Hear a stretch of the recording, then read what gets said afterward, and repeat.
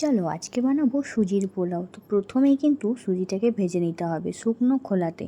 তো কড়াইতে তেল ছাড়াই সুজিটাকে ভেজে নিলাম। আর সুজিটা যখন ঝরঝরে টাইপের হয়ে যাবে তখন ভাববে যে ভাজা হয়ে গেছে, তখন কিন্তু নামিয়ে নিতে হবে। ওই কড়াইতেই দিয়ে দিচ্ছি সাদা তেল, তোমরা এখানে ঘি ব্যবহার করতেও পারো, আমি এখানে সাদা তেলেই করছি।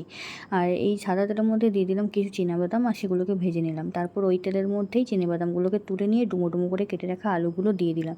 আর লবণ হলুদ দিয়ে ভালো করে ভাজা করে নেবো যতক্ষণ না সেদ্ধ হয়। আর তার মধ্যে কিন্তু কারি পাতাও দিয়ে দিয়েছি। আর আলুটা দেখো এখানে সেদ্ধ হয়ে গেছে, খুন্তি দিয়ে কাটা হয়ে যাচ্ছে। এবার এখানে আমি ভাজা সুজিটা দিয়ে দেবো। আর ভাজা সুজিটা দেওয়ার পরে কিন্তু এটাকে বেশ ভালো করে নাড়াচাড়া করতে হবে। আর তারপরে কিন্তু এখানে দিয়েছি ডুমো ডুমো করে কেটে রাখা পেঁয়াজ কুচি দেওয়ার পরেও নাড়াচাড়া করে নিয়ে তারপরে ভাজা চিনিবাদামগুলোও দিয়ে দিলাম। তো বেশ ভালো করে নাড়াচাড়া হয়ে গেলে এটা রেডি। এখানে কিন্তু মিষ্টির জন্য অল্প চিনি দিয়ে দিলাম।